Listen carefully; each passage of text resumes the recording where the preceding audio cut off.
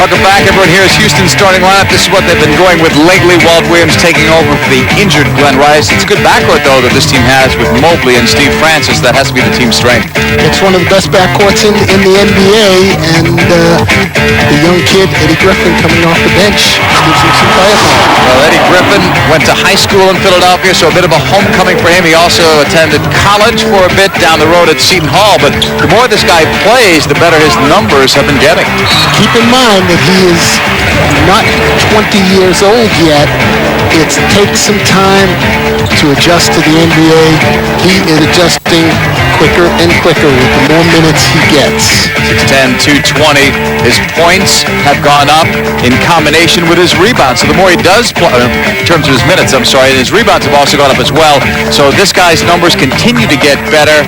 15.6 points per game in his last 9 and 9.5 rebounds. And we expect that he will get a lot of minutes here tonight. Meanwhile, for Philadelphia, this is the lineup that they've been going with as well. There's been a question mark as to Derek Coleman, inflammation of the left foot, but he's been cleared to play. Mutombo will anchor things, and Iverson and Snow healthy again and playing together again. The key is Eric Snow. Once he got back into the lineup, there was some more flow in the offense. It allowed Iverson to play off the ball and for Snow to set him up. The more minutes Eric Snow plays, the better Allen Iverson will play. What's happening with Allen Iverson? He's been saying things lately to the media. He hasn't done that in over a year. He's a little bit unhappy, probably because the team's losing. Absolutely. When you win, everything is hunky-dory. Everything is great. When you lose, all the little problems become magnified, and it just escalates. He had a good night on Friday. This was after he was thrown out of the shoot-around earlier in the day. He had made some comments after a loss a couple days before that to the Orlando Magic. So those were Iverson's numbers on Friday. Now, the last time these two teams met, at the time, it was a low in terms of points scored for the 76ers. They only scored 72 points, shot well from the free throw line, much better than did the Rockets. But it was Houston in the end, led by Steve Francis, 18 points, 5 starters in double figures that got them the win. That was a game, I believe, that Allen Iverson was not back for at that particular time in the season. So that made a difference in Philadelphia's offense. Derek Coleman was the leading scorer on that night. Mutombo the leading rebounder. There is Larry Brown, the head coach. He spent 4 years here. He's won over 1,000 games when you count his record in both the NBA and the old ABA. This is one of his longest stints anywhere on any level. He just he likes to keep that suitcase packed to move on. But he seems to have settled in here in Philadelphia. Remember 2 weeks ago, rumors were Denver that he was going to go. Well, he played in Denver in the old ABA, and he coached there. All set. 76ers lead the Lifetime Series. Rockets lead the Season Series. The last 3 years, they have split in the Season Series. Jim Capers, Dick Pavetta, Derek Richardson are tonight's officials. It is the Rockets in the striped uniforms. Woodball going up against the 76ers in white. We'll watch for this matchup all night. Oh, this is a great matchup. Iverson versus Francis, both win number 3. And it should be fun to watch those two guys if they match up the whole night. Kenny Thomas got fouled on the way in. Derek Coleman committing his first personal foul. And that's a tough matchup for DC because Kenny Thomas is a little bit smaller, a lot younger, and a lot quicker at this stage than is Derek Coleman. Kenny Thomas at the free throw line, a near 68% free throw shooter. And he missed the first one. And he has had a very nice year for the Rockets in his first extended playing time of his young career. He's always come off the bench. Now he's a starter, and you plug him in there, and he plays the 4th spot, game in and game out. He's almost doubled his average scoring from last year to this year. He missed both free throws, but Cato got the rebound. Rockets work into Francis, driving past Snow, picks him up this time. Katina Mobley slashing through, dishing. Cato missed the shot. May have been blocked underneath, but Mutombo's presence is always felt. Iverson from Snow, along two, won't go. Tip to Coleman. See, that's the value of Eric Snow. He leads the break, but he's always looking, and when Iverson freed up, he gave him the pass for a good open shot, a good shot attempt that Iverson just missed. Kenny Thomas just fouled down low. Now, obviously, the Rockets cannot afford to get their big people in foul trouble because they do not have any depth in the front court positions. Coleman, southpaw, touch off the glass. Coleman's their second scorer. It's never been a question about his talent or his ability to score, rebound, block shots. It's always been a question of whether he has wanted to get the job done. Look at Francis. He put it up, changed his mind at the last moment. Mobley for three, and he hits. See, when Steve Francis is in the lineup, it makes things so much easier for Cuttino Mobley, because Mobley doesn't really have to create. He just has to float around and get open, and then once he catches it, he can either shoot it or take it to the basket. But without Francis doing what he does, it makes it a lot tougher for Mobley. Turnover there. Rockets get it. Cross-court pass. The Wizard, Rod Williams. Who has almost been a forgotten man for the Rockets this year. His playing time has been sporadic. He has stepped in now and become the starting free man. And Rod Williams can play the game. He does a lot of things well. There's Snow. A bouncer in the lane. Mutombo's hook short. Francis can do it all. He gets that rebound. He's averaging a career-high 7 rebounds a game, and he's only 6'3". And he's a point guard. That's an amazing statistic for a guard to average 7 rebounds a game. He and Jason Kidd, arguably the two best rebounders among point guards in the NBA. No question about it. They are the two best because they make an effort and they think about rebounding rather than hanging out for the fast break. They think about getting in there and getting some rebounds. Mobley walking it up. He also played his high school ball in Philadelphia, so homecoming for him. Also can play the point position, so it gives the Rockets a great backcourt because both guys can handle the ball and make plays. Rockets that time ran into the big guy in the middle once again, Dikembe Mutombo. It's Rudy T on that Rockets bench. His 32nd year in this organization. An amazing statistic to have that kind of longevity. Yeah, this day and age. Today's day and age where loyalty is equivalent to a 4-letter word. Iverson, baseline. Turnaround. Iverson starts the night cold. That won't stop him from shooting, JP. No, not at all. Williams, a clunker. Mutombo the board. Here is Iverson. And you see both teams with a little bit of loosey-goosey kind of offense. Iverson with pretty good shot attempts. He just hasn't been able to convert. And that's what would have been spectacular on the scoop. Turnover for Houston. Snow to heartbreak. To the cutting Iverson. Reverse. He had missed his first 4 shots from the floor. Iverson now 1 of 5. NBA's leading scorer. You're seeing the matchup of Eric Snow covering Francis, and Eric Snow is an outstanding defender and will make things tough for Mr. Francis. Mobley missed, and in the fight for the rebound amongst 2 players, the Sixers almost lost it. Mobley is being guarded by Iverson, and he's returning the favor. Mobley is a better defender than Iverson, so Mobley might have his way offensively a little bit here. Mobley did get that last foul on Iverson. And, as good a defender as Mobley may be, there is no defender in the NBA who really can handle Allen Iverson. Coleman's bounce pass. This is Iverson holding. Puts it on the floor, then stops and pops. Iverson has made his last 2.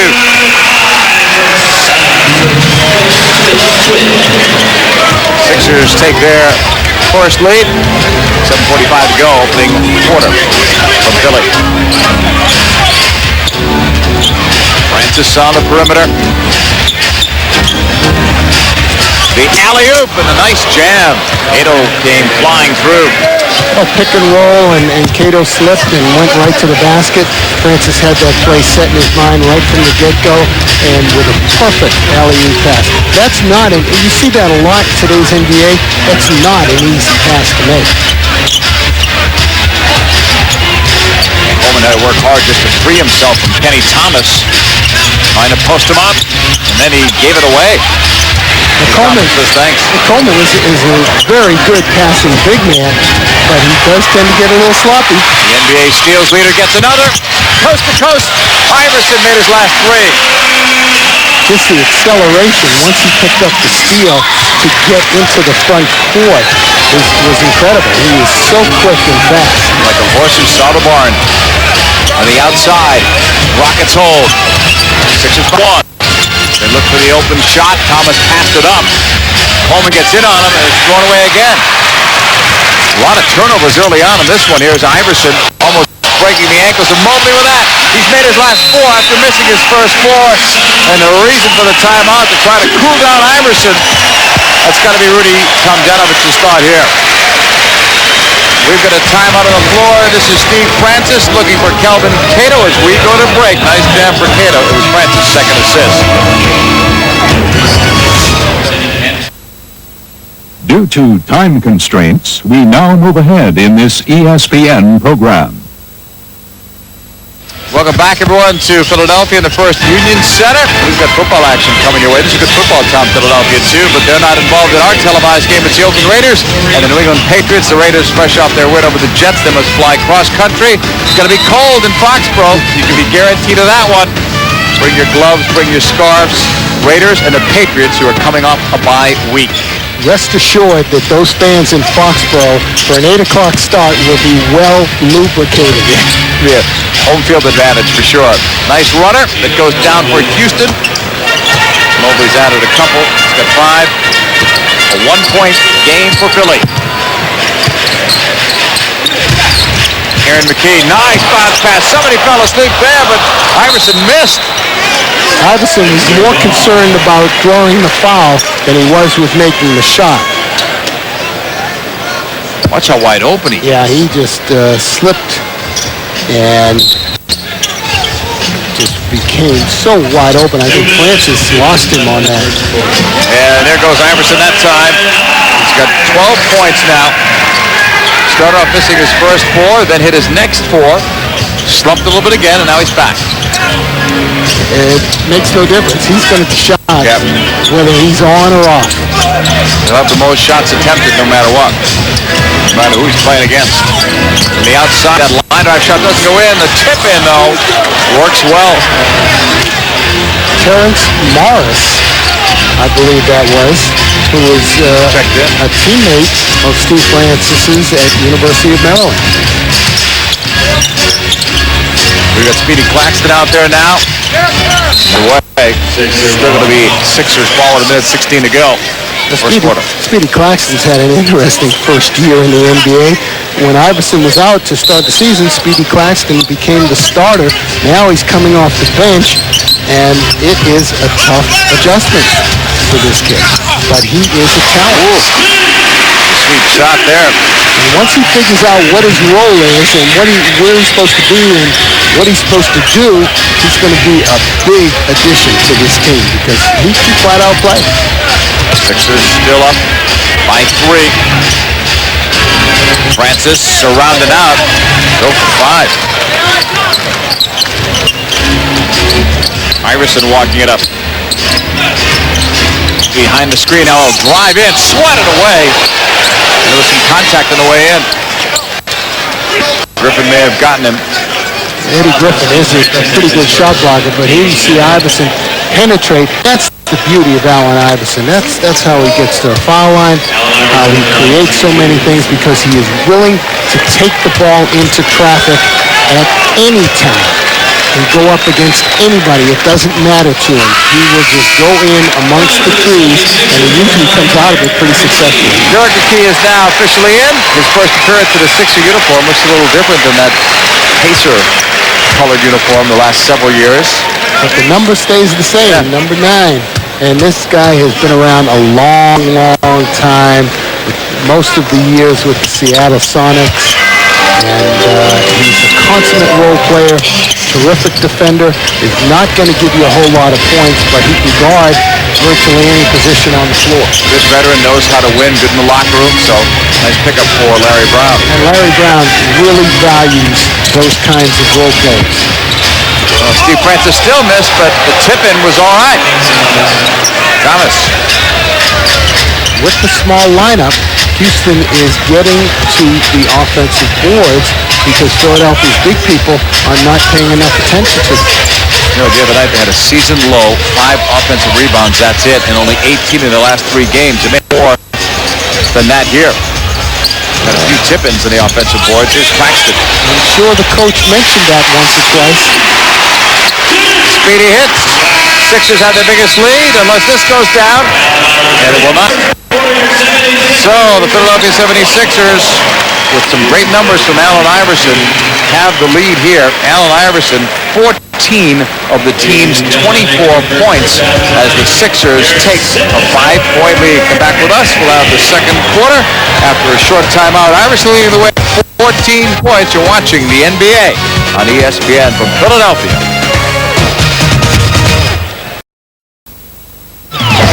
Welcome back to the NBA on ESPN from Philadelphia, where the 76ers have a 24-19 lead with Allen Iverson leading the way at 14 points. Here's our poll question for tonight. What's the main cause for the 76ers collapse this season? There are your choices. If I had a vote, I'd go with injuries. You can vote with us. Log on to ESPN, Deportes.com or ESPN.com, and we'll update you as to how the vote is going later on tonight.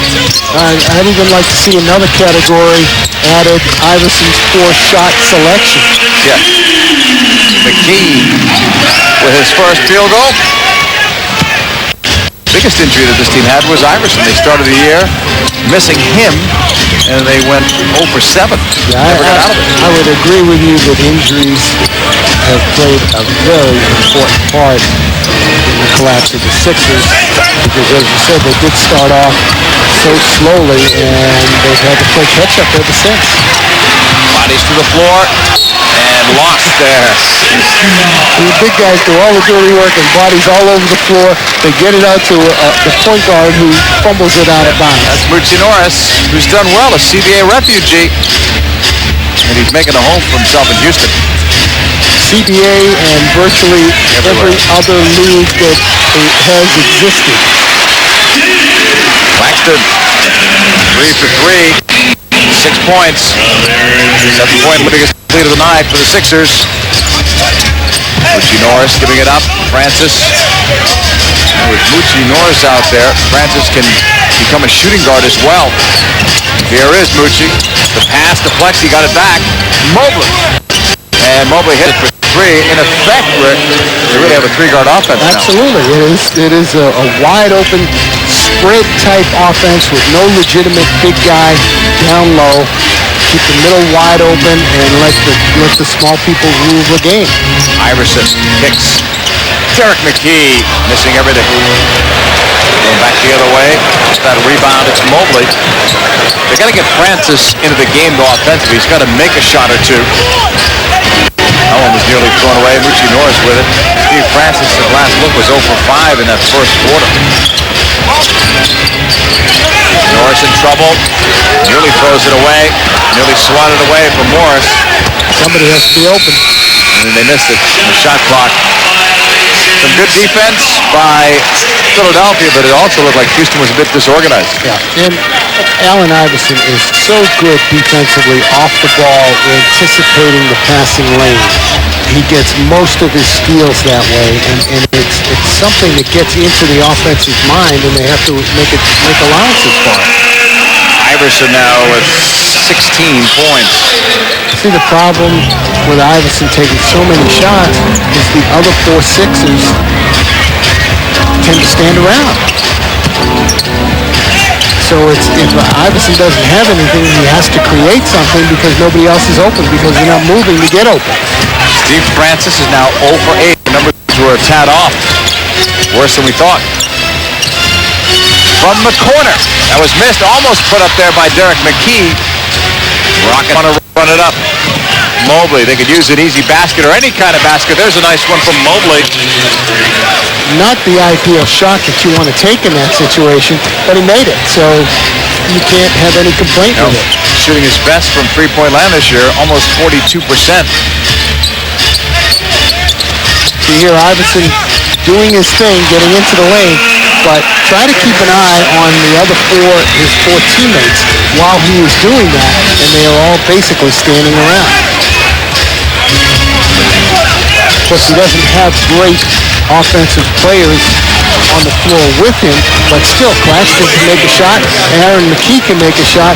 They're not going to get open while Iverson is just doing his thing. Somebody open that door for Moochie Norris. Gets his first two, averaging over 9 points a game. Iverson again. He's not even looking to pass. Not even a figment of his imagination to pass the ball. It's not even a blip on the screen. And yet this year he's led his team in assists 16 times. But not tonight. He's looking shot first. And to be honest, he's looking for shots second and third as well. Sixers, though, have the lead. They're trying to open things up here. 7-point lead for the visitors from Houston.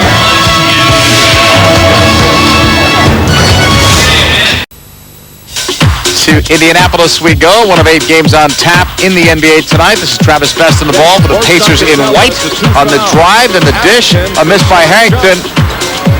Foster was not in a great spot at first, but he got himself into a good spot to get the offensive board. He beat the shot clock as well. Indiana's leading in this one, 36 to now 34 over Milwaukee, changing as we speak. The Bucks with a 3-game win streak. They're on top of the Central Division, but Indiana right now is in second place. For a while, Detroit was in second or in first, and then they had a horrible slump.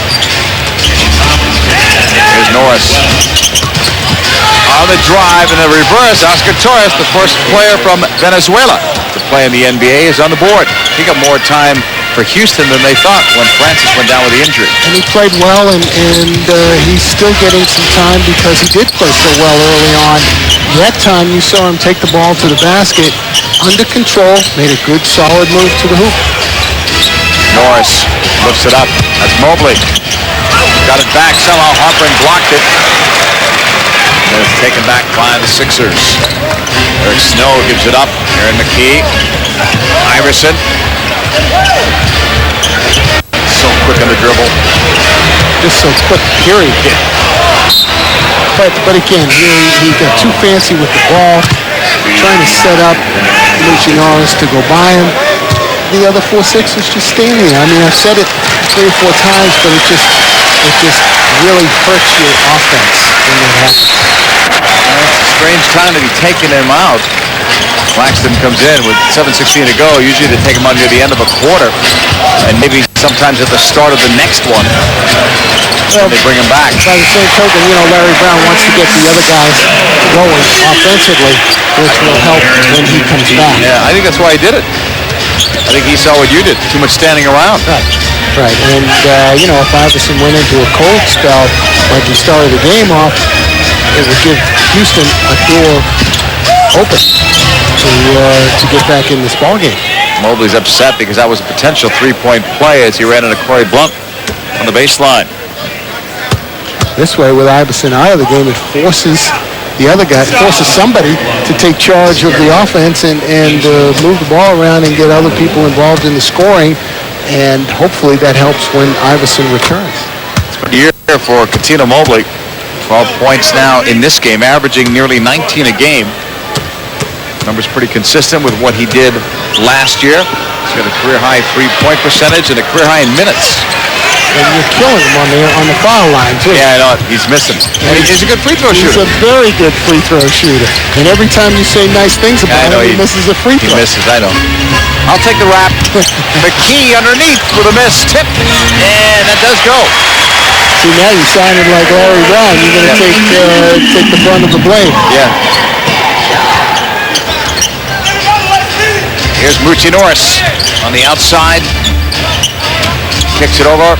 Wide open look. And that should be going down as a 3 from Griffin. He has that kind of range.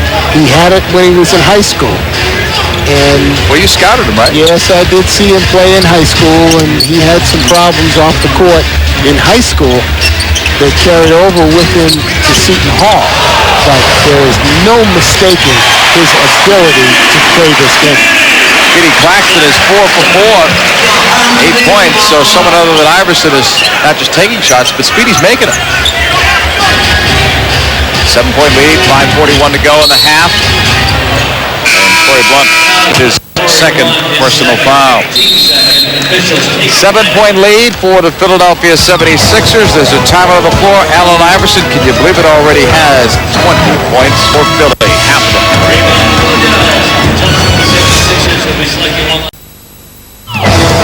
Welcome back to Philly. They were world champions here years ago. They could have won it last year, but they ran into the tough Los Angeles Lakers. Sixers lead here in this one at the First Union Center. We've got football action coming your way. Another AFC divisional playoff race. Last year's champs, the Baltimore Ravens, won on the weekend, so they're taking on the Pittsburgh Steelers, who had a bye, and it's never easy to win in Pittsburgh. Check the local listings for the time in your area. Ray Lewis will try to stop Cordell Stewart and that Steeler offense. The Steelers have a pretty good defense of their own as well. The AFC divisional playoff coming up right here on ESPN, the worldwide leader in sports. In Philadelphia, basketball team is up. Hockey team's doing well. The Eagles are doing well. Big weekend, too, in this city. And their team should be up. I mean, most of their teams, the Sixers certainly one of the older NBA franchises and one of the very good NBA franchises. Blunt didn't want to commit his third foul. Kenny Thomas didn't mind either, because he put that home with authority. I mean, that's the only way I can explain that. I mean, he just blew by him. And it amazes me that a guy coming off the bench like a Corey Blunt will not give himself up, give that foul when he needs to. That's what you have to do when you come off the bench. You can't be concerned with fouls. Thomas from North. Kenny Thomas comes in. Nice southpaw touch. That was a terrific move by Kenny Thomas. You could just see his confidence bubbling over when he made that move. He just set Harper up, knew exactly what he wanted to do, and converted. And McKee slashing through and getting the bucket. 6 points for Aaron McKee, who last year won the NBA's 6th Man of the Year award. What an asset Aaron McKee is to your ball club. Solid citizen, does whatever it takes to win. Nice little dish there from Nucci Norris into Kenny Thomas. Kenny Thomas is playing very well so far. It's been a tough matchup for them. Yeah. For Houston tonight. Snow gives it up to Claxton. They work it around on Harper. And we had something just outside the paint. Number 18, Oscar Torres commits his first personal. Checking back in for the 76ers, Dikembe Mutombo is back in, and the same with Allen Iverson. Each had a breather. Derek Coleman, too. We'll see if Iverson maintains that heat that he brought with him before he came out of the game, and whether he will involve somebody else in the offense. The 7-point lead has been shaved down. A few more points. Aaron McKee's bounce pass. Snow worked it around. Coleman on the drive. Zone defense by the Rockets. Oh, he just beat the shot clock. Derek Coleman. 44-39. He's hurting. Yeah, he is. And left foot. No surprise. He spent most of his career on the injured list. You could see him grimacing as he came back. Inflammation of the left foot with the injury. Talked about before the game. Snow committed his first.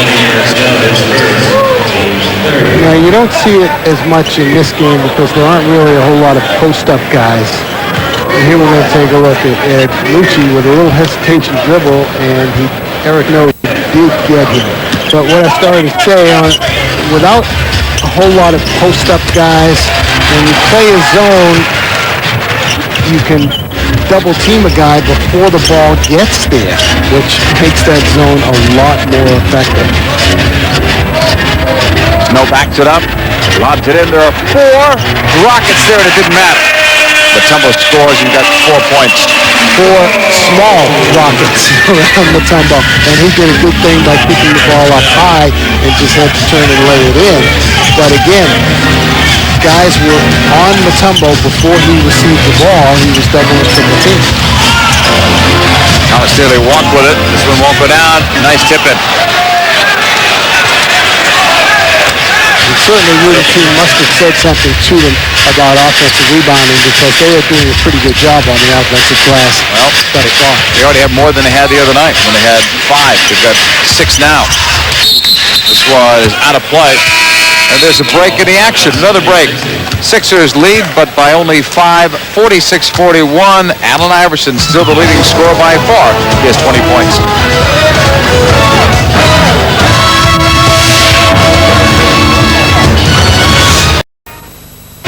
Coming up at halftime, Mike Butler will be alongside as Copa del Rey. Plenty to talk about there. Gary Sheffield was traded. He went from one coast to the other. He's no longer a Dodger. And Mike will also have an update on the NFL coaching changes. The carousel continues to roll. Steve Spurrier is making a fortune. We hear Bill Parcells may make even more money. Underneath, Kenny Thomas, and he gets that one too. 7 of 8. What a nice look by Moochie Norris. Penetrated under control, found Kenny Thomas, looking for him all the way. Coleman's lob. Tumblr gives it up. Less than a couple of minutes to go in the half. Good ball rotation that time by the Sixers, and Claxton missed the open look. Iverson tried to get the rebound, but he lost it to Torres. Obviously, Derek Coleman wasn't injured as badly as we thought he was because he's still in the ballgame. Norris to Griffin in the corner. Oh, another one from outside. Eddie Griffin ties the game. Tough matchup for Philadelphia big guys, Coleman and Mutombo, because Houston is playing without a true center. Yeah. And Eddie Griffin, as we've seen, can easily step outside and make those threes. Contact by Houston. You've got a guy 6'10" that's making threes like that. He's always been a perimeter player, and he may be listed at 6'10", but I'm not sure, unless he's grown quite a bit over this year, I'm not so sure he is 6'10", but it really doesn't matter. A kid that size can go out and make threes easily, but he's always been a perimeter guy. Snow of the miss. Torres tipped. Griffin gets the rebound. Getting a lot of boards lately for the Rockets, too.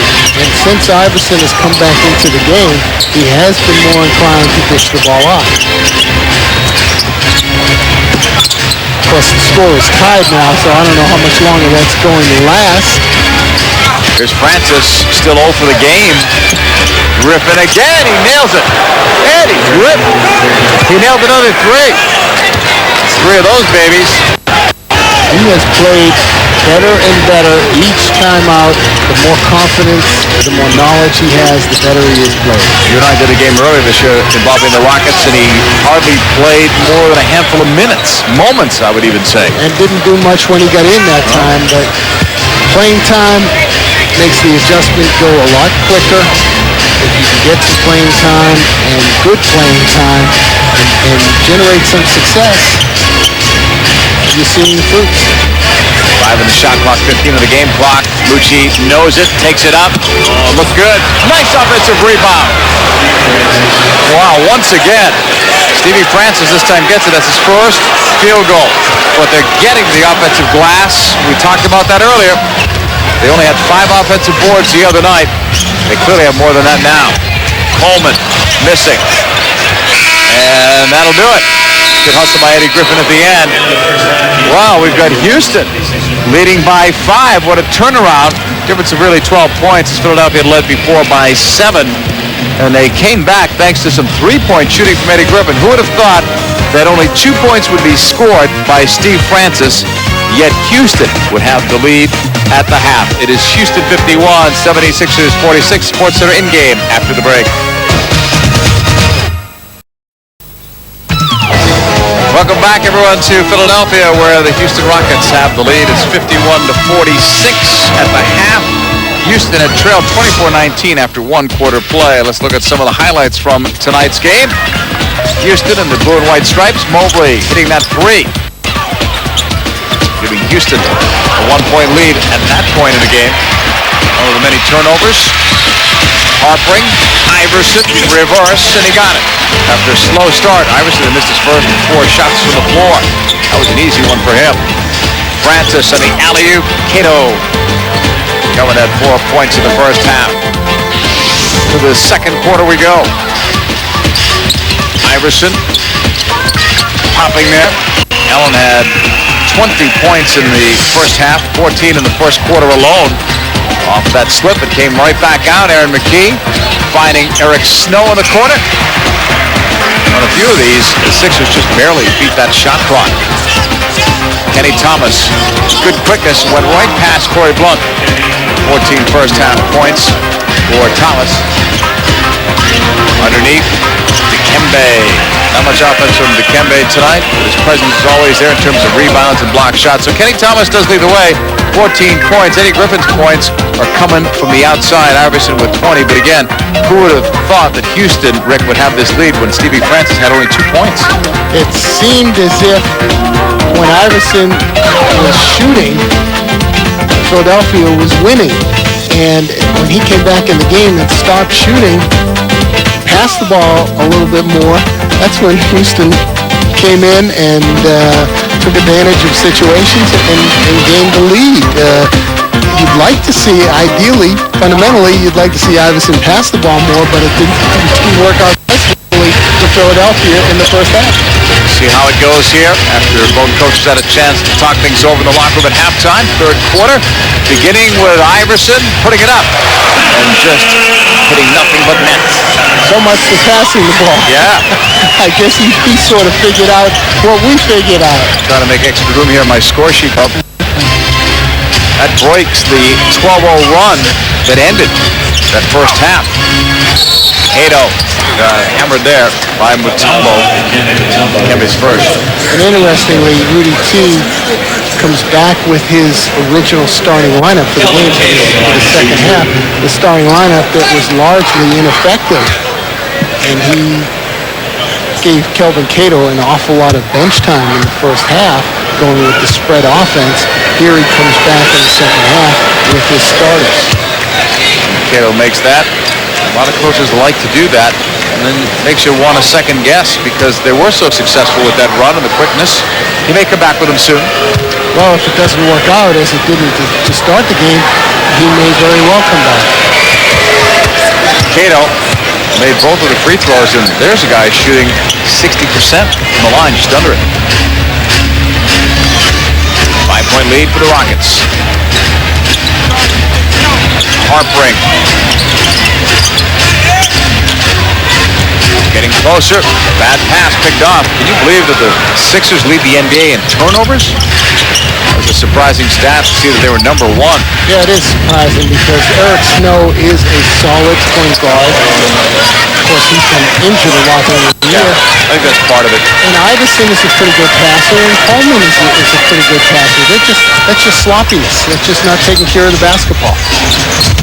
The handoff. Iverson fades, misses. Tipped.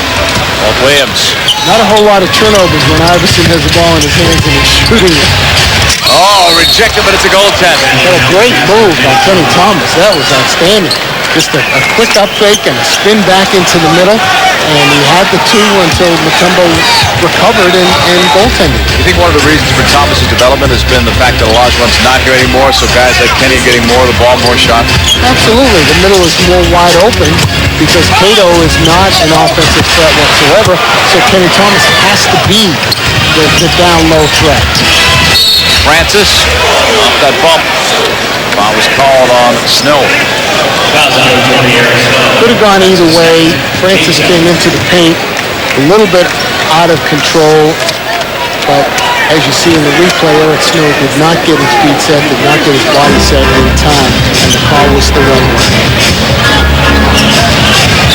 Stevie Francis, we mentioned, only a couple of points, but a good playmaker. Good Williams on the clear out. That's his 3rd personal foul. A lot of NBA offenses feature picks down low, away from the ball. The problem there is that the referee underneath the basket right there, so he's watching that. He's got nothing else to watch, and if you step out or throw an elbow or whatever, he's going to see it. Iverson. Snow works it to Harpring. He's taken so few shots. That's only his third one, but he's made two. That's good ball movement right there. Iverson penetrated, kicked it back out to Snow, who immediately found Harpring wide open. Houston by 7. Can they continue to lead or even win this game if Francis doesn't score? I'd say the odds are against it. Yeah, me too. Mobley drew the foul of the big man. But he is such a terrific player that I don't think he will stay silent for long. Got 2 shots. Good drive by Mobley right there. Takes it right into the shot blocker. Goes right for the shot blocker's body to take his legs away and to take his reach away. Draws the foul, and as you tried to say in the first half, Mobley is a terrific free throw shooter. And I'm glad you're not saying that now. Say a word. Just go let him take them. There you go. Tino makes them both. He's got 14 points, a couple points here in the second half. So you have to let me say that he's a great free throw shooter, and he's going to make them. I'm going to let you do that every time he goes to the line. Here's Coleman. He'll miss there. Rebound, Cato. Fast break. Francis bounce pass. Mobley coming in, and he drew the foul on Snow. Terrific defensive play set that in motion by Kenny Thomas, who really did an outstanding job on Derek Coleman that time. And Houston got the ball and came alive on the break. Okay, let's take a look at Kenny Thomas defensively. Gets back into play, makes a clean. I don't think he blocked it, but distracted Coleman. Fast break. Francis being unselfish. Gets it to his running mate, Patino Mobley. He missed the foul shot. But I didn't say that time. To do with it. I didn't say that time he was a terrific. Had nothing to do with it. Mobley's at the line. He'll have another. He's been rubbing hands a bit tonight. He was doing that earlier in the game as if the bill was very cold for him. Well, he's been down in Houston for a few years. Yeah. So maybe his blood has thinned out a little bit and he's not used to the Philadelphia cold winters. It's going to get colder for Philly unless they start to heat things up on the court. They're down now by 10. This is the biggest lead of the night for either team. Rockets looking to start their road trip in a positive way.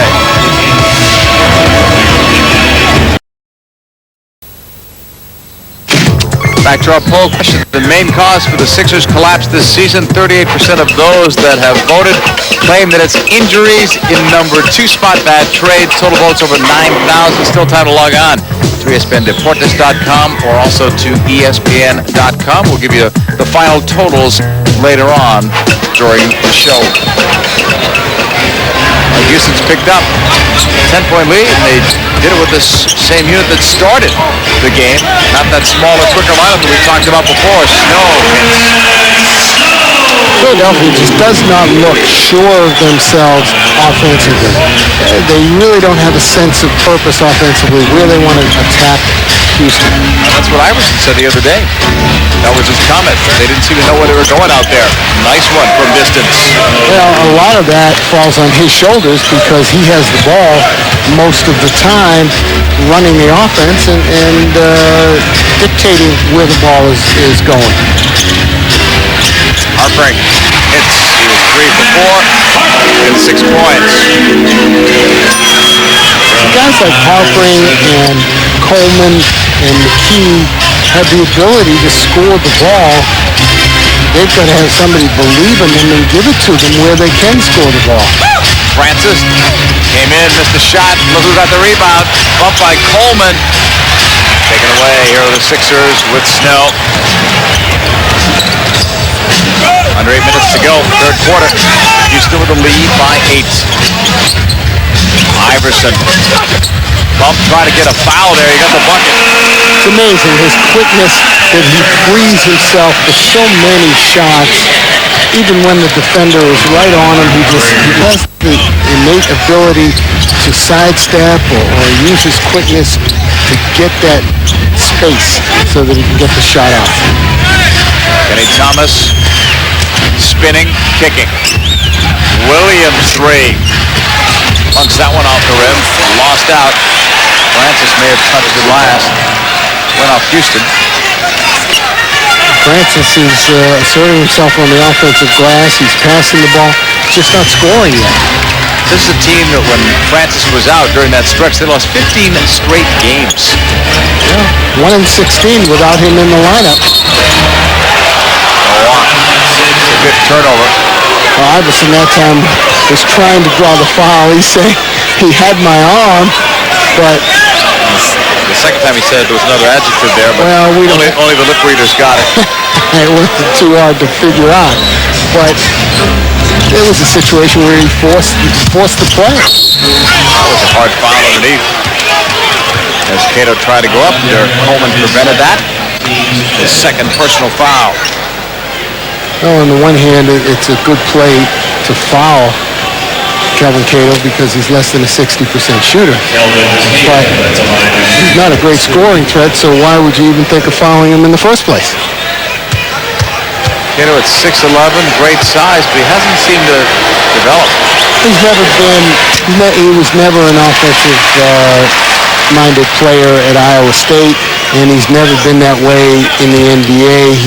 He survived because he can block some shots. He's pretty mobile for a big guy, and he can rebound when he sets his mind to it. He just hasn't done those things consistently enough in his NBA career. Would you say, though, he hasn't lived up to those expectations coming out of college, or is he where you thought he would be? I never thought he was anything more than a backup center in the NBA anyway, but again, that shows you the scarcity of quality big guys in the NBA, that he is a starting center. Stevie Francis with it. Iverson now up to 26 points unofficially. Somehow Francis got the ball back up. Played it outside of Williams. Then the Thomas drive. He's going to get called for the offensive foul. Here's his second one. Maybe one pass too many Houston made, but from a coaching perspective, you can't fault them for making the extra pass. Let's see if Snow is set. He comes over to help here, and he will react and get into the play right here. That's pretty good defense by Eric Snow. He went and helped out on 3 different players. That's hustle D. Francis, the double team's there. He beat it with that pass.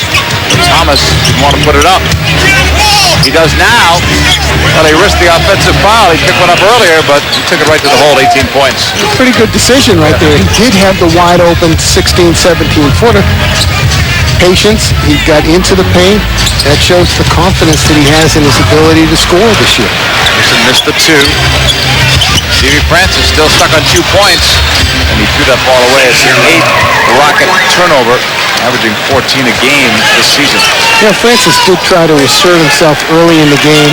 Was not successful. We have not seen him try to assert himself offensively thus far in the game since the opening minutes. Foul on Francis. You almost wonder if he's not feeling well. He doesn't look like the same player. I mean, he showed some hustle there and going after that player defensively, but you wonder about that. Sometimes you don't hear about these things till after a game's over, that a guy was playing with the flu or something else. Yeah, and most players are so competitive, they don't want to see anything because they want to stay on the floor. Eric Snell hits. The coaches will always try to tell players, if you're not feeling well, you're hurting the team, tell us and we'll pull you out. But players, they don't buy it. They don't buy it because they feel, and it's old school in some respect, that if I can walk, I can play. And if I can walk, I'm going to be out on the floor. Rockets walking it up. He's got a 6-point lead, the biggest lead for either team. The Rockets had a 10-point lead. Houston with a big edge in the rebounds. Nice work from the outside from Williams. Another member of the University of Maryland Terrapin alumni group on this Rocket team. Producing quality NBA players. Gary Williams has just done such a superb job down there. Projection that time by Williams off the much smaller Iverson. Snow with it. Shot clock down to 4. He knows it. He leans. He puts it up. Won't get it. Rebound the other way. Good job by Houston defensively, swarming at the ball. Teams have been off since the weekend. No question, as Francis hits, he's now 2 for 11. There's no question that one of the things that this team worked on in practice was rebounding, especially offensive. And you mentioned Steve Francis. He made that shot, but he seemed almost reluctant to take it. There was no reluctance there, but Iverson got hammered. And rightly so. And you know what? Allen Iverson, leave the referees alone. You're getting to the foul line. Got the call. Yep. 2002 Australian Open is coming your way for our Latin American audience only. Some of the best tennis in the world. Check your local listings for the exact time in your area. Some of tennis's biggest names. That'll be coverage of day 3. Time winner Pete Sampras looking to continue his return to top form. And Iverson does take a beating every NBA game because he's the center of attention when Philadelphia has the ball. He's taking the ball into the paint. He does take a beating, but he is a tough kid who likes the contact and responds to it. He was an outstanding football player, but he responds to the contact, whereas a lot of guys will shy away from it. Houston missing that one. Thomas, they get a rebound. Kenny Thomas has really been impressive this game. He has put together a very, very nice game. And finally, Stevie Francis. It was only a matter of time. Too much ragging with the ball, though. He could have gotten that shot early on, or he could have taken it to the basket. For style points. Well, we don't get him in this league. No. Speedy Claxton is back. They were looking at his elbow, we were told, at halftime. It couldn't have been his shooting elbow. He's done well tonight. He shot the ball a lot better than you'd expect him to. He's got 10 points, averaging 7.7 a game. Thomas, nice dish. Oh, he paid a price, did Cato. Good feed from Kenny Thomas. Terrific feed by your power forward. Penetrating and then finding the big fella. Houston with more assists tonight than Philly, more rebounds, and thus more points. When you add them all up, Iverson again. He's going to have a terrific night in terms of points. He already has 30 points. We've not even done the third quarter yet. The problem is he has almost half of Philly's points. And someone else, you would have to think, would have to light it up. Unless Iverson can carry the load all the way down the stretch, but he's done that before. Houston, well, tonight at the start of their road trip. They lead.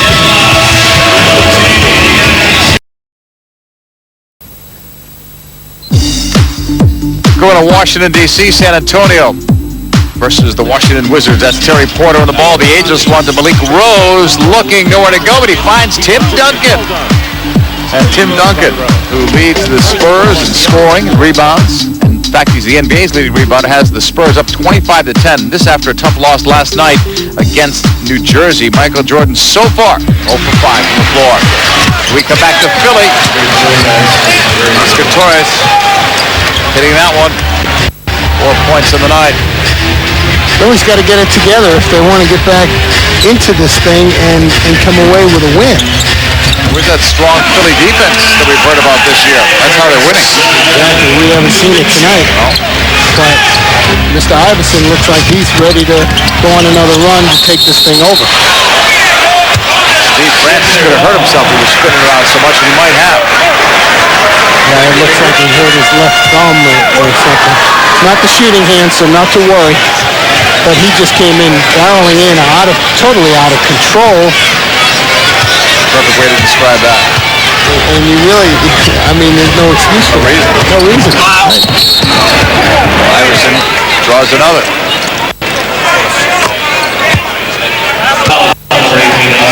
Fouls on Oscar Torres. He has 3 personal fouls. Brown up. And I would bet at this point, every time Iverson gets his hands on the ball, he's going to be looking at the basket. right. Puts it up. That's an air ball taken down. Here's Mobley. Rockets continue to do a good job on the boards. Why slow it up? Rockets, you had some numbers. Keep going on that fast break. 3 for Mobley. Short off the rim. Cracks to the rebound. He takes it up. Slashes through. That's a great move. It sure is. That's an Allen Iverson move. Showing the quickness and the speed and the ability to get into the paint for a layup. You mentioned he's a rookie. He was supposed to be a rookie last year, just the whole year. Through injury. He's out of Hofstra. And a nice move to the bucket by Mobley. Unofficially with 17 points.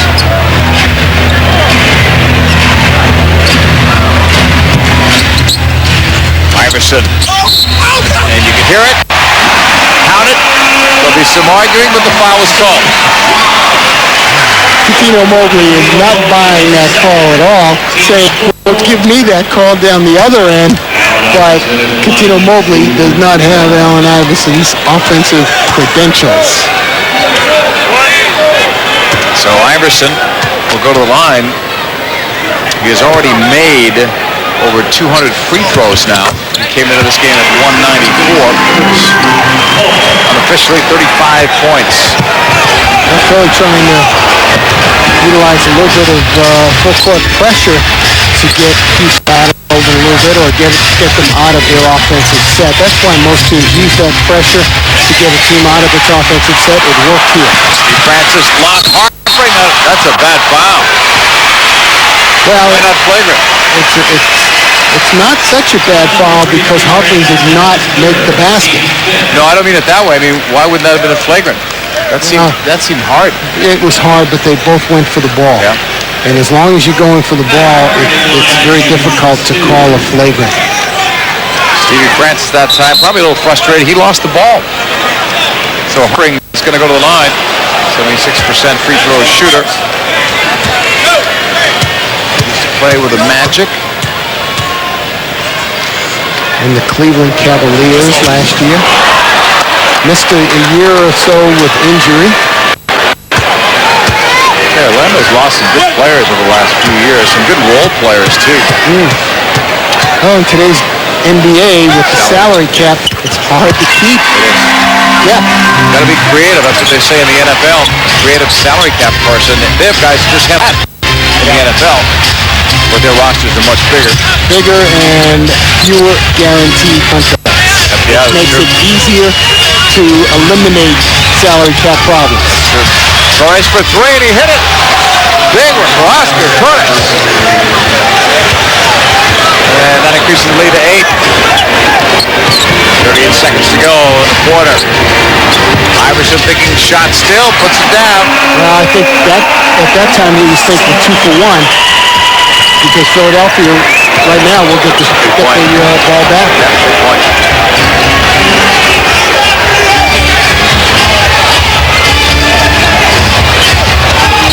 175, Houston. Difference of about 9 seconds on that shot. Nato hits from the outside. He got 11 points. He had 12 the other night. If they can get double-figure points from him, that's a bonus. He's just averaging under 6. It's a major plus, but it's not going to happen too often. Iverson wanted the foul. He won't get it there. Just wanted to take off, and he did take off, but he took off the wrong way. A travel. He did forget to put the ball on the floor once. Thought he could get away with it. Wasn't quite sure the clock. 0.7 seconds. Time for a catch and shoot. There it is. And goes down well short of the target. So the lead belongs to Houston after 3 quarters. They also led at halftime. Allen Iverson with 37 points. And it looks as though the Sixers are going to have to ride him in the 4th quarter if they're going to come away with a victory tonight. The visitors from Houston playing some pretty good basketball here tonight.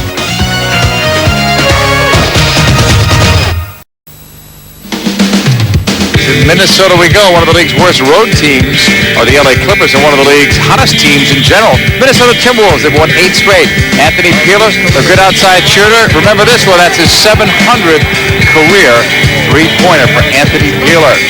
Minnesota by 3. Clippers. Garnett 6 points, but he also has 5 assists so far. Minnesota has taken over that top spot over San Antonio in their division in the Midwest. Milwaukee over Indiana by 20 now at this point. That's in the third quarter of play. Dirk Nowitzki leading the way for Dallas. 55 all, though, against Atlanta in the second quarter. Dallas 25-12 so far. Jason Terry, was that right? 30 points? Wow, that's an awful lot of points in a half. Seemed like it. That was the third quarter score. Jason Terry can get him in bunches, but that's a huge bunch. Sure is. True. So fourth quarter, if you're Philadelphia, you got to hope somebody else gets hot. But the way it's going, you got to ride Iverson, it looks like now. Well, the problem has been that, again, Iverson gets the ball, looks for his own offense, and they do need somebody else to step up, but nobody's ready to step up at this point. Rudy T wanted a 20 there. He got a 20 out of it. This is the first game of a 5-game East Coast road trip for Houston. They don't go home until the 22nd. And in the road, they've lost 2 straight, 10 of 11, a woeful road record. 3-13. Here's Lucci in the traffic. Stuck in the corner, not quite in the corner, but the sideline is an enemy for him right now. Steve Francis can't get out of the way. The double team pins him on the sideline. Fortunately, he did it. It happened right in front of Houston's bench, and everybody was yelling for a 20-second timeout. I think Jason Terry looked at Kobe Bryant's numbers last night, and he said, I'm going to go off tonight. Well, maybe. Atlanta's had so many injury problems that they have moved Jason Terry back to the point when he controls the ball. Kelvin Cato with 13 points. Consider that Dikembe Mutombo has 4. I mean, you got to think that's a wash if nothing else, but Houston's had an edge there. It shouldn't even be a wash. No, the Dikembe should have more. Should go to Mutombo every time. Yeah, but Dikembe's only getting like 10 points a game. But tonight, just the 4. And he's hardly been playing as much. Right. And the problem is that, Mutombo comes into this game saying, I've got to help out on Francis and Mobley, so he doesn't really concentrate on Cato, and that lets Cato get off. I wonder why, though, he's not getting a lot of minutes tonight. Shot clock violation. We're going to say no. Off the rim, apparently. The crowd doesn't agree. But it's a new 24. Stevie Francis on the outside. He's improved his offensive game, but he only has 6 points. That could have been 8. Rebound, foul on Torres in the rebounding action against Speedy Claxton. But again, Houston crashing the boards from the perimeter. They're spreading the offense, keeping the middle wide open, and they've had success crashing the boards from the perimeter, sending it's almost like to give you a football analogy, almost like a blitz with a linebacker or a safety coming in on the quarterback. Here you're sending a guy in from the perimeter, and he's not getting checked, so he's got a free lane to the offensive glass. Richie Norris just committed his first personal foul. Still a 10-point lead here for Houston. They've done a lot of things well here tonight. Obviously, they've rebounded very well, especially in the offensive glass. They've distributed the ball very well, too. Cato is in double figures. Mobley's in double figures. Kenny Thomas is in double figures. So they're getting some pretty well-balanced offense. They have, and all of this with an offensive night from Steve Francis. Eddie Griffin came in and played very well in the first half, and I don't know what his point total is, but it's pretty close to double figures because he had those 3 threes, so he's in doubles. That's pretty good distribution right there. On most nights, I would venture today, if Steve Francis didn't hit double figures, it would be a disaster for this team. But give credit to the other guys for picking it up offensively. Absolutely, and one of the benefits of losing to Steve Francis for 17 games during the course of the year is the other guys have to step up. Now, they didn't realize a whole lot of success, but that pays dividends in the long run. What a pass from Thomas to Francis. And Allen Iverson simply fell asleep. And Francis just coasted in on the weak side on the back door and got the pass. But it was a great look, great recognition by Houston. Houston Houston's not doing a whole lot wrong tonight. No, even in the paint, they've got the edge. Most of the stats favor them. And they have a chance to extend the biggest lead of the night even further. With points at this, a nice bounce pass inside. No roll that time for Griffin. See, you mentioned Mutombo being so silent. It's up to Philadelphia and their guards to get him involved in the offense. Like right here, they should get him the ball, but Iverson takes it in himself. But at least he's back in the game.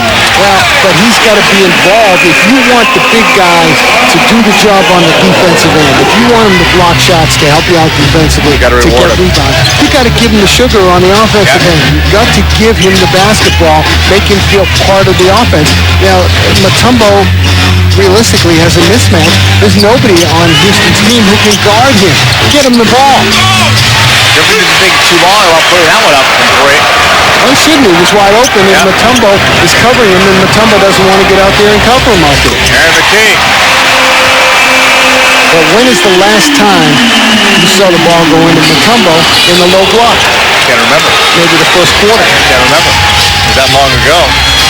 And again, if you want the big guy to play as hard as he can, you've got to give him the ball. Francis played it way out. Mucci misses for three. Iverson running 1 against 2. He had a player wide open, and that's an offensive foul. First one on Iverson. He didn't want to give the ball up, and he had a player wide open. Well, but you know what? I don't think that was not a. I don't think that was a bad call. Oh. No, it might have been a good call, but Iverson went going for the contact, going to the basket to try to score. That time it didn't work for him, but Sixers aren't coming back in this one. They were down 10, got it down 6 in the fourth quarter.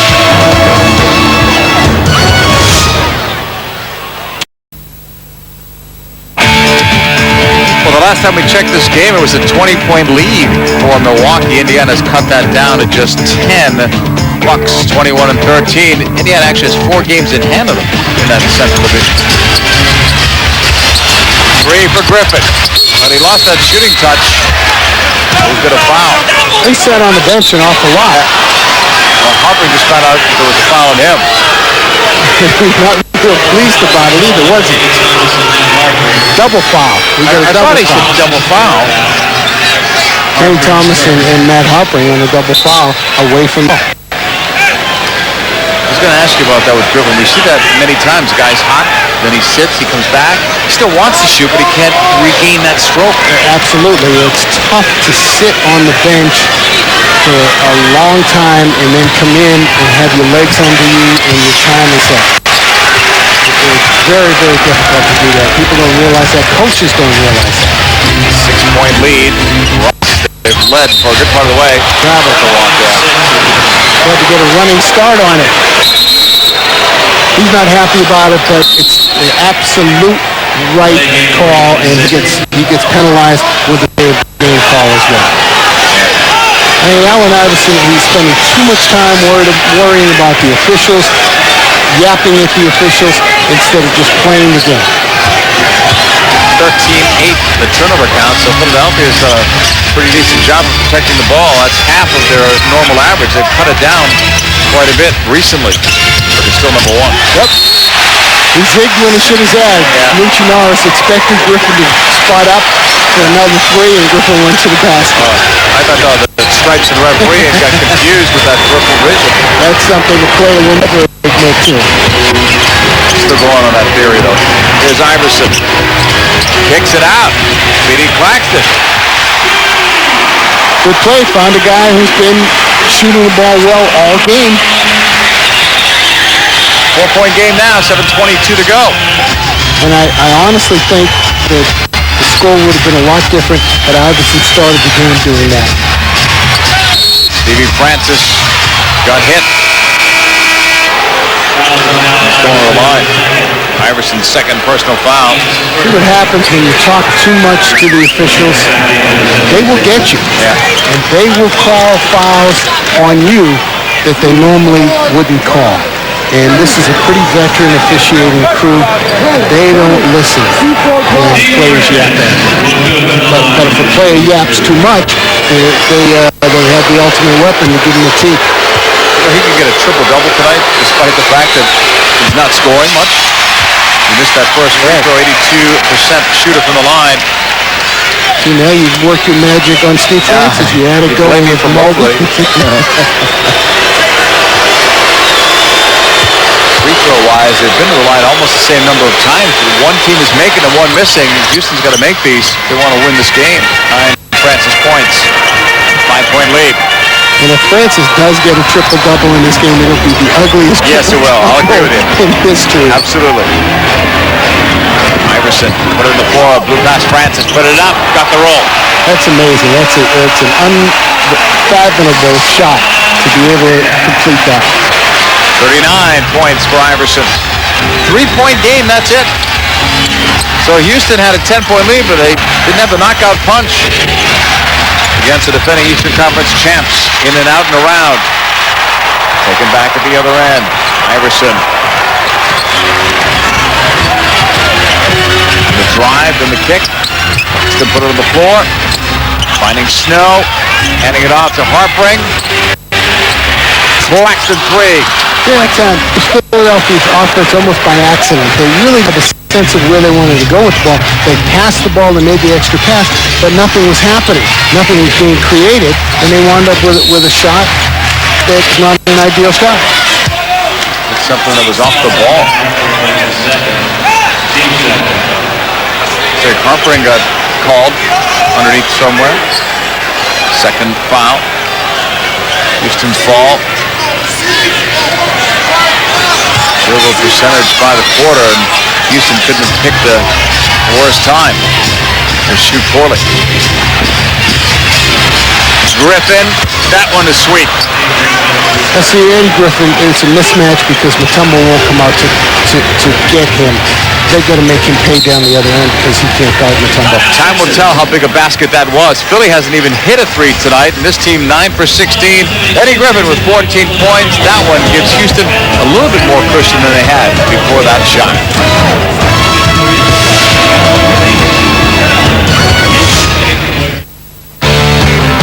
LA Clippers visiting the Minnesota Timberwolves. T-Wolves have won 8 straight games. Smallest guy in the NBA, Earl Boykins, but he works a magic with the ball. A little alley-oop. Darius Miles gets 2 of the easier points that the Clippers will get on the night, but it's Minnesota leading it 51-38. That is your score in the second quarter of play. Kevin Garnett continuing to lead the way. Wally Zerbiak's had a great year. You know, Brandon's been hurt on that team, but guys like Phillips have stepped up and others. Healer, I mean, you name it, Joe Smith. And they moved Zerbiak to the 2 position from the 3 position where he's always played his entire life, basically. Had his best year. Here is Moochie Norris on the drive. Put it up, no roll, got it back. New shot clock. Oh, they put it up and hit it. That's the 10th 3 that they've made. That's huge by Mobley. You could second guess him if he missed it, but he didn't. All of a sudden, they get the lead back up to 9. That is a big basket indeed. 10 of 17 from three-point land of the Rockets, and the last time we looked, it was Philly 0 for 4. Mobley just committed his 3rd foul as Iverson drove. Some big shots, though, here. That one by Mobley, the previous one by Eddie Griffin from 3. Those are killers. Absolutely. Those are the ones that have the dagger attached right into the heart.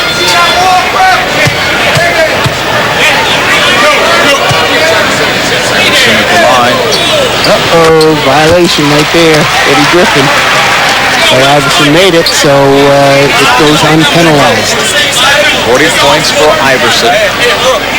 Those are his career highlights at NBA MVP. He's won 2 of the last 3 scoring titles, and he's leading again. And if he stays healthy, you would expect that he would win that once again.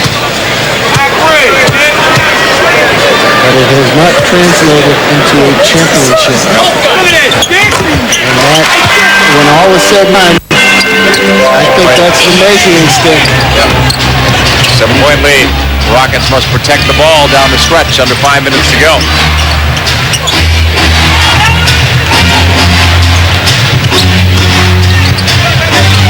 Thought about it. Now Griffin in for 2, doesn't want it. Moochie is short. Rebound to Harpring.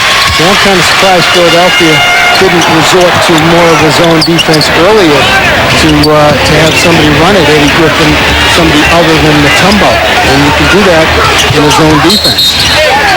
Norris is clear to the foul.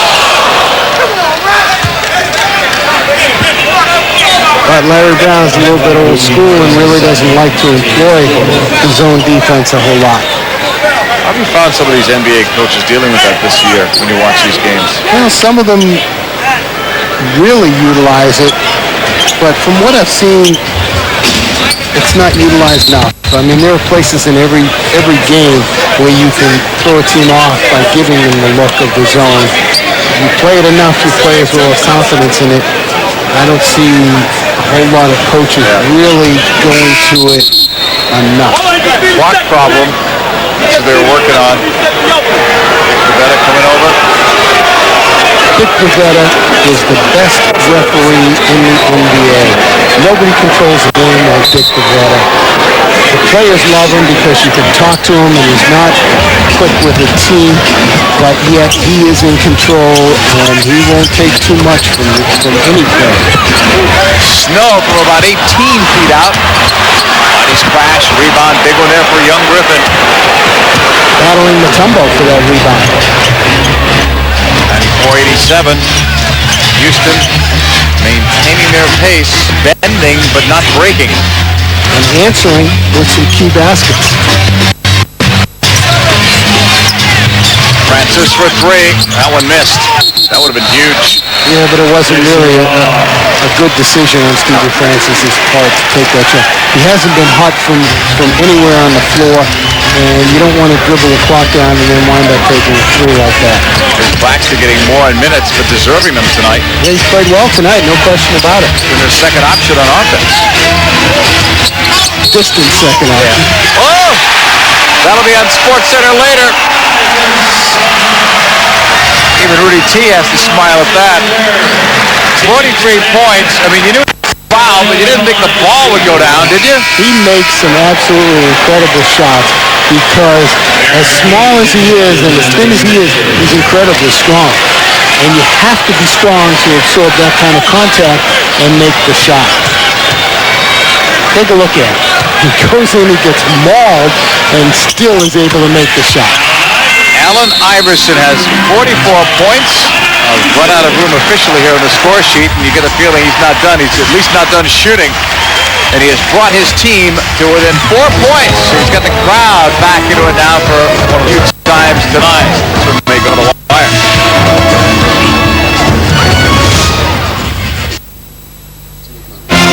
SportsCenter comes your way later tonight. Check your local listings for the time in your area. They'll be talking about Copa del Rey action. Gary Sheffield was traded earlier in the day from the Dodgers to Atlanta.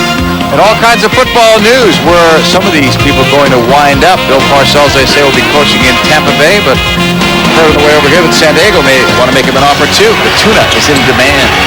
Tuna will not go to the West Coast. Now, don't believe it. He is such an East Coast guy. A big basketball team. Huge basketball team. Absolutely. Here's Norris to Francis on the drive. Puts it up. Doesn't get it. Nice offensive rebound. And a second one, but it won't go. A third one won't go. Harpering kicks it out to Claxton. 3:12 left in the game. 4-point lead. That would have been a big, big basket for Houston had they been able to convert. McKee kicks no open look from 15. Eric Snow a couple of years ago had no prayer of making that shot. Now he will take it and make it. He knows his range. He knows his limitations. He has really worked hard on making that shot. 10-point Houston lead down to 2, and a hard foul there by Harper. And then Claxton and Stevie Francis. Stevie, you can't. He had the arm cocked, like I say. Didn't you watch those Shaq videos? He can't throw punches. I don't believe that he did, but he seemed like he was thinking about it. You can't even cock the fist and get away with it in the NBA today. 94-92. I don't know what happened there, but that was not the original foul that was called. Oh, let's take a look at it. That seemed to me to be more or less incidental contact here. Kenny Thomas making the move, actually getting fouled right here. And Claxton and Stephen Francis get tangled up, and I think that's Stephen Francis' frustration showing right there more than anything else. I don't think there was anything intentional on that particular play. If anything, Claxton might have been trying to put a body on him to block him out so that Francis couldn't get at an offensive rebound. Let's see if we can get another look at it. There's the mauling by Harper, and Claxton is bodying up on Francis, and Francis took exception to it. And I think that's more frustration because of the bad night that Francis is having offensively. I think one of the good things about the NBA is Claxton got a technical. One of the good things about the NBA is that players will intercede not to throw punches, but to break it up and make sure they can get their guys away in most cases. Yeah, otherwise, it can get real ugly. Everybody is so shell-shocked now because the league office comes down with a heavy hand, particularly those guys who jump into the fray. Yeah, I could tell you stories about back in the days. I remember one story in the old days. I saw it. Rudy T knows it because he got hit. Absolutely. That was ugly. But, I mean, fights were commonplace back in the days, and I'm dating myself, but they were commonplace. No real regulations by the NBA office, and players sort of policed themselves on the floor, and you had to be physical. You had to be able to mix it up a little bit to survive. 4-point lead, Houston. But I think they've almost over-regulated it now. Look out there. Three-pointer for Iverson. He's got 47 points. And is that their first three of the game? And for Allen Iverson, career number 500 threes right there. Harper has just committed another foul. He better be careful the way he's acting a little bit after he gets those calls. Well, you know, several minutes ago, when they called Kenny Thomas and Harper for that double foul, ever since that time, they've paid very close attention to what Harper is doing defensively. And they're really not letting him get away with any kind of physical stuff on Kenny Thomas. And Harper is a physical player. Houston needs something here to stem the tide with it, if nothing else. Norris to Griffin. Swing it. Oh, boy. Too late. Iverson, the steals leader in the NBA, gets another and gets his 49th point. How smart was that by Iverson? He took the ball into traffic. He was outnumbered, but he went right for the defender underneath the basket, veered off at the last second to make the layup. He saw the apprehension, too, in the rookie, and he went right after him. Houston now is trailing for the first time since we can remember. Not a good shot there. Rebound the other way. Fast break. Iverson wants to go up with it. And even he thought, not there. You know, on the fast break, not a great decision by Claxton to give the ball to Iverson when he had nothing going. But yet it's Allen Iverson, and he can create something. Big rebound right there. Yes, it was. Big rebound. Speedy Claxton. First time they've been on their feet today in Philly for this team. The Sixers could have packed it in when they were down 9 points and late in the fourth quarter, and they haven't. They've battled back and taken the lead. Iverson kicks it out. McKee with a hand in his face, missed. But it was a shot clock violation, so it's their 9th turnover. They've done well in that department. Yeah, but that was an instance right there where they needed to get a shot off, and a good shot. Better shot, sure. So Philly leads by just a single point. Still have time to go in the fourth quarter. Houston thought they had a road victory. They're going to have to work extra hard to get one tonight in Philly.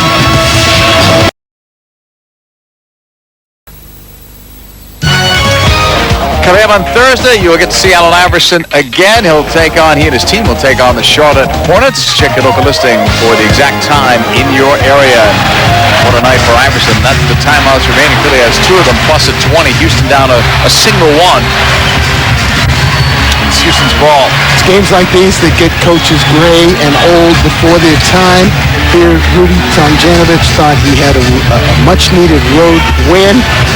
And now it's a ball game, and now he's on the short end of a score with a minute to go. Norris with it. Norris on the outside. Lobs it. Griffin in there for crunch time. The turnaround, got it, and the foul. That is big. That's a big-time shot.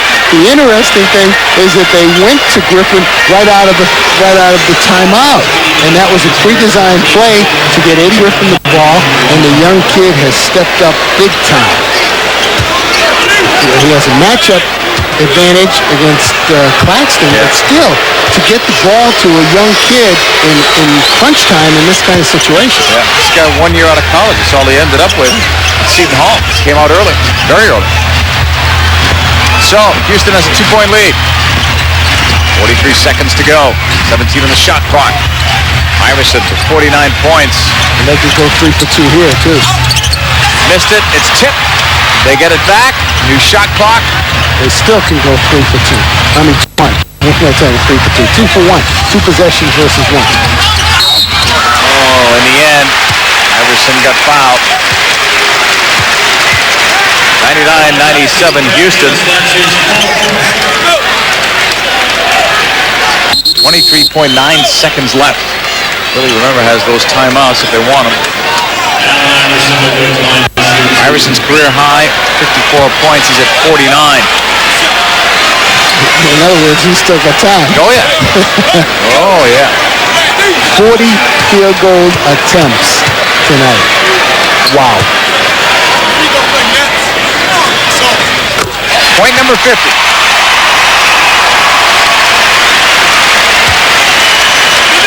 He's amazing. 6th-year guard. Scoring has been up in each of the last 3 years. Iverson makes 2. He's got 51 points. And there is a timeout on the floor. This game is dead even. 99 all. Come back with us for the exciting finish. There's still 9 time left in the city of brotherly love.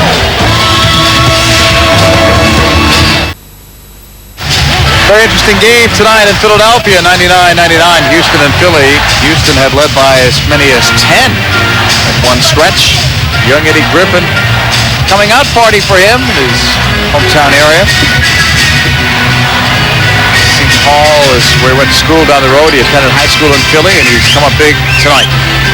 So is Iverson, 51 points. I'd say that's coming up pretty big. But as you said, will it get them the win? He gets 51 points and they lose. Then, not good.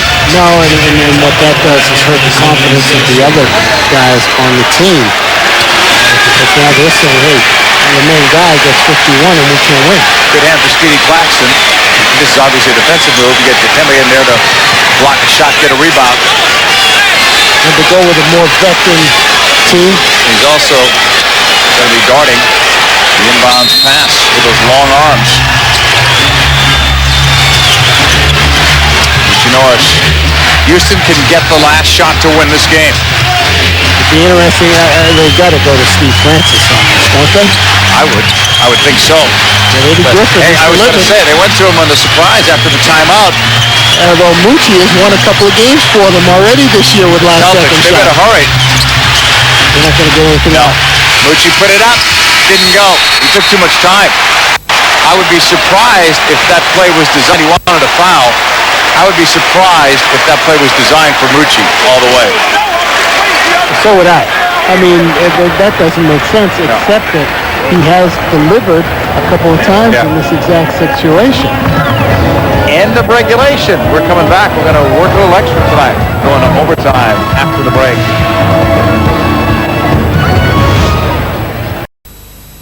Well, at least 5 more minutes to go. Houston and Philadelphia even at 99. You've got to credit Philadelphia with this comeback, and let's watch the lack of movement from Houston's standpoint offensively. This is the last play. Absolutely. I mean, there's no movement whatsoever. Moochie Norris is supposed to key this somehow, but look at the Rockets. The 4 Rockets are just standing there doing absolutely nothing. And there had to be a play called in the timeout, and I'm not sure if it was called for Moochie Norris. I mean, I think if it was, they might have put the ball in somebody else's hands first. That was a lot of time for him to take off the clock. Yeah, whatever it was. We'll read about it tomorrow because nobody knows now. And we're in OT right now, so whatever it was didn't work. Griffin wasn't even looking. He had looked back and they threw the ball up. Yeah, that's not the referee's fault. No. Once you step into that center circle. Oh, rookie mistake. Yeah, that's right. But he had actually turned around to check something else out. Contact there. And Eddie Griffin has committed a foul. But I tell you, this kid's going to get better and better. Rudy Tomjanovich showing the confidence by playing him in these stretches here in crunch time. When you've got guys like Walt Williams, I know he had foul trouble, but some other veterans sitting. Well, Walt Williams has not delivered tonight. Cato, although Cato got something like 13 points, really hasn't been a factor in this game. So play the young kid as long as he's playing well. Oh, I agree. Eric Snow, you saw that he had the 4 assists, but the impressive part, too, no turnovers. He's one of the best at that, the assist-to-turnover ratio. Yeah, he very seldom turns the ball over. 8 points for Snow on the night. Coaches absolutely love guys like that, point guards who don't turn the ball over. Nothing drives a coach crazier than a point guard that turns it over. Philadelphia has hit 100 points for only the 6th time this year. And Iverson has 51 of those, right? Yes. Thomas. Rebound Philly. Good defensive job right there on Mutombo. Snow, nice dish, Harpring, and Francis got called. Great job by Eric Snow. Under control on that fast break. Looked off Iverson and delivered it to Harpring underneath. Well, that was terrific. That was not a textbook type of fast break, but Snow got the job done. And Francis has 5 personal fouls now. So that's a very real factor in the rest of this game. Harpring now with 8 points. The problem here is, Philly hasn't really been leading. Now they've got a bit of an edge. And can Houston come back in this, or does Philadelphia show that experience that Eastern Conference champion tough and put it away? Well, you would think that they should show that at this point because they do have some experience, but they don't. But guys like Harpring were not on that team last year. So he doesn't have that kind of thing. Talking about the Iversons, the Mutombos, the Snows, Aaron McKee. Another 3 from Griffin. This time he didn't get it. Dikembe with a rebound. It's a 4-point lead. They can make it 6 or 7 with points on this trip. At this point, you have to make sure you get a good shot attempt each time down. Behind the screen, Iverson. And that is a good shot attempt right there. 53 Iverson points. He says, let me hear you. 105-99, Philly leads. We're in overtime with 3:41 to go. Welcome to the Allen Iverson Show. It's still going on.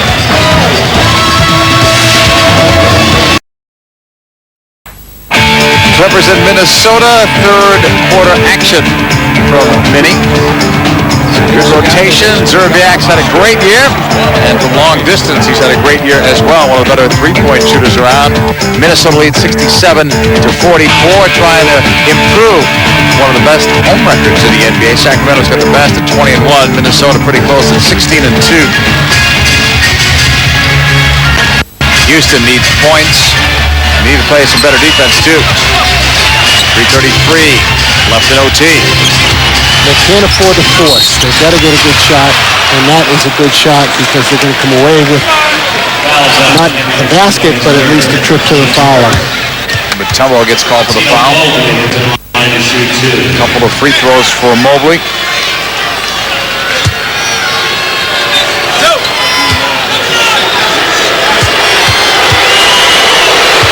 Mobley already with 22 points on the night. But it's been a relatively quiet. Yeah, it is. Yep. Final numbers on our poll question. 38% of you blamed injuries as the main cause of Sixers collapse this season. We thank the over 10,000 who voted tonight and invite you to join us on future poll questions on either ESPNDeportes.com or ESPN.com. Mobley's had a tough night free throw wise for a guy that's an 83% free throw shooter tonight. And those are bad ones to miss here. He's trying to aim that shot in. That was a tough pass. Yeah. I mean, Iverson was open for a split second, but it's not the kind of pass you really want to make in an overtime situation. Board for Kenny Thomas. He's gotten it done off the offensive glass as well. That's his 8th rebound, but that's a bad place to turn it over. Any place now for Houston. Just as that was not a smart decision on the pass. Offering from Snow. Off a miss. They're each getting one shot now. They're rushing, and they should. Philadelphia's in control. They've got to take their time and get a good shot. That, by my count, is Stevie Francis' 10th rebound. Not getting the points, but he's getting boards and assists as well. Mobley, nice. 25. Casino Mobley points. This one's not over yet. No, and he is stepping up at the exact right time of the game for Houston. I think if Philadelphia could have made another one of those shots, they could have been on their way to victory. Iverson threw it away. Nope. Snow reached in. That's great hands. It's blocked. Eddie Griffin made that block. Look out at the other end. Francis going to pull up and hit it. Smart. That's a smart play. He knew he had 5 fouls on him. Did not want to get the 6th on an offensive charge. Pulled up and made the easy jump shot.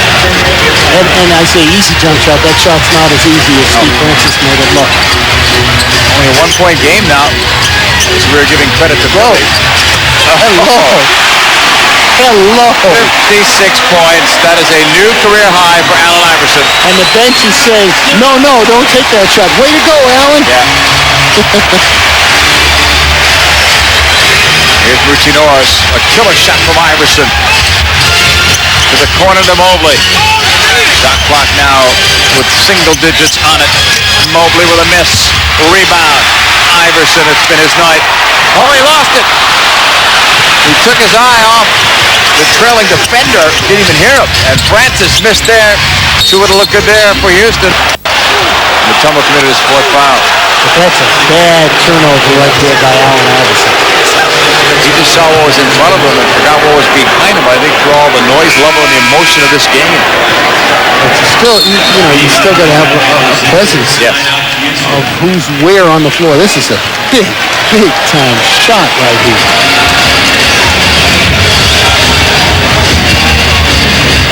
What a night in Philly. The fans have paid for this and certainly got their money's worth. As we credited Philadelphia with their comeback after being down by 10. Full credit to Houston as well, who could have been knocked out of this in OT. They have been resilient all night long. We'll talk things over in the huddle. Defense first now for Philadelphia. They've got a 4-point lead with a minute 16 to go in overtime. But still a ton of time left. Yeah. And especially where these two teams have been prone to taking the quick shot. There's an awful lot of time left. Scoring leaders, 25 for Mobley. Thomas has 20, so good nights for those guys. Young Eddie Griffin with 17. He continues to put up good numbers. Iverson and the rest of the group. But Claxton, They don't even add up, do they? 16. To Iverson's totals. What is this? Today would be Tuesday, 24 hours after Kobe Bryant hit for 56. Iverson does. The NBA, David Stern's got to be loving it. So, Iverson and company come back out on the floor. Minute 17 to go in overtime. Philly 108, Houston 104. And it's Houston's ball. We'll see where Houston goes with this one coming out of a timeout. The surprises one time went to Eddie Griffin. He made a 3-point play out of it. And then surprised us at the end of the game by the ball in Norris's hands. May have surprised Moochie too. Houston with a shot clock down to 8. Look out. Great defense by Eric Snow. What terrific defense, man on man with Mobley. He was looking for an edge to take that ball any place, and Snow just shut him down completely. Iverson with it. One basket here should ice this thing.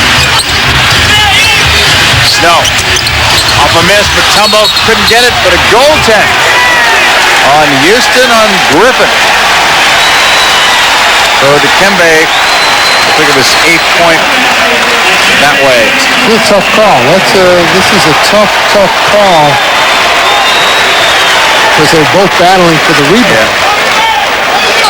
So 110 to 104. Both teams ended up over 100 points tonight. Although it took overtime to get it, they were close.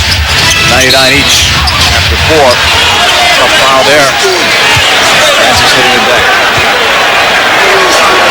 6-point game. Well, at least they didn't give us the basket. At least when they committed the foul, they made sure that he did not make the basket for a free play. 5 fouls on Mutombo. But that should be insignificant at this time of the game.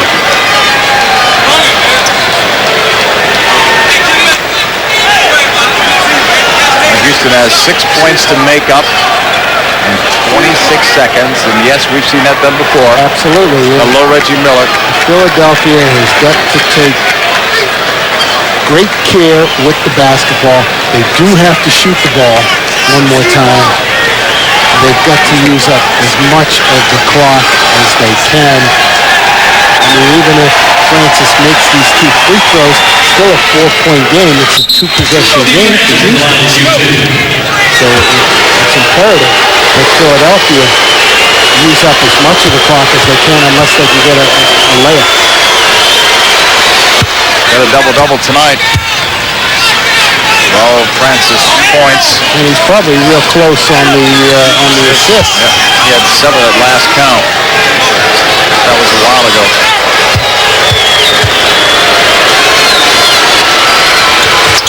Stevie Francis, clutch free throws there. 4-point game. Iverson, and very little choice here. I mean, you'd like to pick a poor free throw shooter if you're going to foul. Yeah.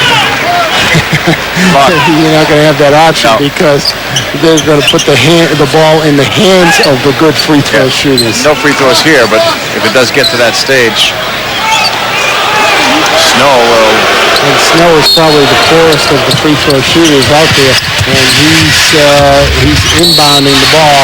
It's going to stay in number 3's hands. And that last foul on Mobley, that's the 5th. That'll put him in the bonus. So, I mean, it's a chess match. You don't want to foul the good free throw shooters, but if you're Philadelphia, you want the ball in the best shooters' hands, and you're looking at them. Phillies only missed 2 tonight. And Houston has struggled from the free throw line all night. Houston has got the business done from three-point land, but not from that charity stripe. 57 points from Iverson. And that's the final now. Milwaukee has defeated Indiana. 4 points. Indiana was down by 20 at one point. In the third quarter, I believe. So Milwaukee now came in a 3-game win streak. It's 4 now. And Iverson hits 2 free throws. So he has 58 points. 2 better than Kobe's performance last night against Memphis. Timeout on the floor. 6-point lead, Philadelphia.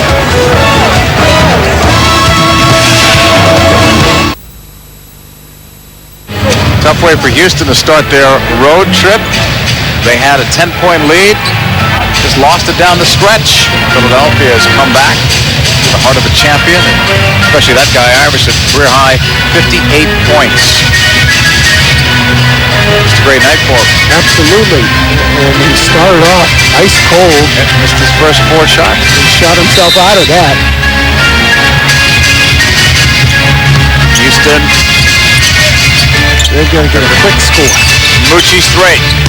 Doesn't go. Off glass. Hart brings rebound, which will do it. 6-point lead. They had a chance had Mucci hit that 3. Yep. But now it's... Dribble it out. Dribble it out. Don't foul, Houston. Don't foul. Everybody knows this one's over. Allen Iverson had 58 points tonight. A tie. But more importantly for he and his Sixer teammates, they've now won 5 of their last 7 games. So Iverson comes through, scoring all those points. Philadelphia and Houston both made it into the 100-plus point column. But in the end, Philly gets the win. So the Sixers record now goes to 17-20. They're getting closer to that 500 mark. Once they get there, they can try to figure out the rest. Tough night for Houston in the loss with guys like Mobley and Kenny Thomas playing as well as they did. So Philadelphia is a winner tonight in overtime for Rick Weitzman. I'm John Paul Delacour. You've been watching ESPN, the worldwide leader in sports. For more, log on to ESPN.com. So long, everyone.